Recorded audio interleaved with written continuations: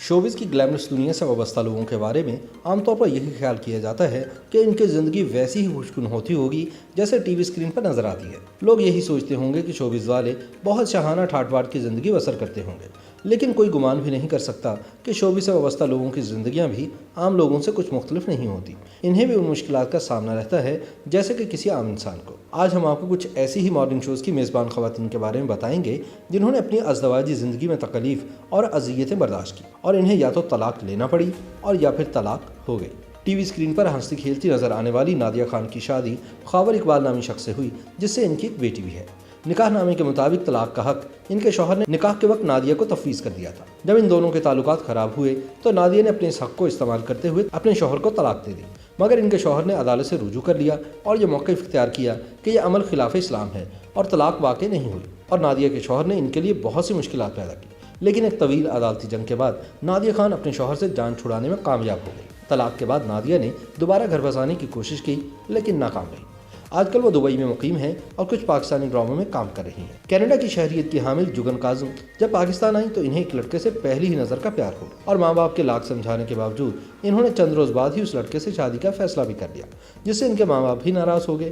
ताहम अपनी धुन की पक्की जुगन काजिम ने अपने वालिदैन की रजामंदी के बगैर ही शादी कर ली, जो जल्द ही इनकी बर्बादी का पेश खैमा साबित हुई। जुगन को शादी के बाद पता चला कि इनका खावंद एक नफ्सियाती मरीज था, जिसने शादी के तीसरे हफ्ते ही इनको मारना पीटना शुरू कर दिया। घर वालों ने जब जुगन काजिम को इस शख्स से अलहदगी का मशवरा दिया तो उस वक्त इन पर यह इंकशाफ हुआ कि ये उम्मीद से है।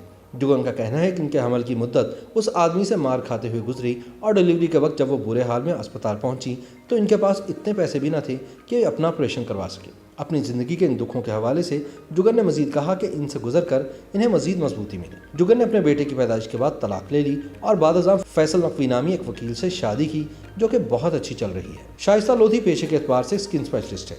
इनकी पहली शादी 13 वर्ष चली। इनके शौहर का ताल्लुक शोबिस से नहीं था और पहली शादी से शाइस्ता के 3 बच्चे हैं, मगर वक्त गुजरने के साथ साथ जूं शाइस्ता को फेम मिलता गया, इनकी घरेलू जिंदगी में खराबी आती चली, जो बिलाखिर तलाक पर मुंतज हुई।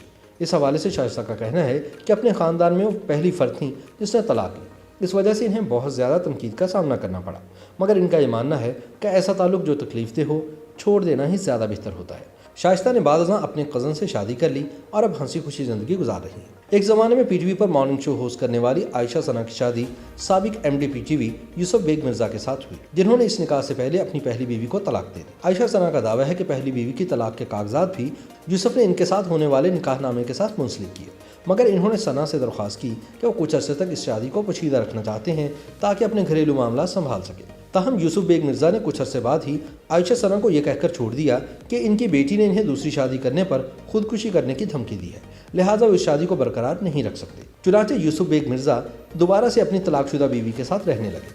जब आयशा ने इस पर एतराज़ किया तो इनके शौहर ने मुबैना तौर पर इनको जान से मारने की धमकी दी। इस दौरान इनका यूसुफ बेग मिर्जा से एक बेटा भी पैदा हो चुका था, जिसे उन्होंने अपना नाम देने से इनकार कर दिया। ताहम बाद में आयशा ने अपने बेटे का DNA टेस्ट करवाकर यह साबित कर दिया कि वो बेटा यूसुफ बेग मिर्जा का ही है। ताहम दोनों दोबारा कभी इकट्ठे नहीं हो सके। YouTube पर गूगली एंटरटेनमेंट देखने के लिए youtube.com की सर्च बार में गूगली एंटरटेनमेंट टाइप करें। गूगली एंटरटेनमेंट के पेज पर सुर्ख रंग के सब्सक्रिप्शन वाले बटन पर क्लिक करना ना भूलिए। YouTube पेज पर अपलोड होने वाली वीडियो से बाखबर रहने के लिए बेल आइकॉन पर क्लिक कीजिए। आपको हर नई वीडियो के बारे में नोटिफिकेशन मौसूल हो जाएगा।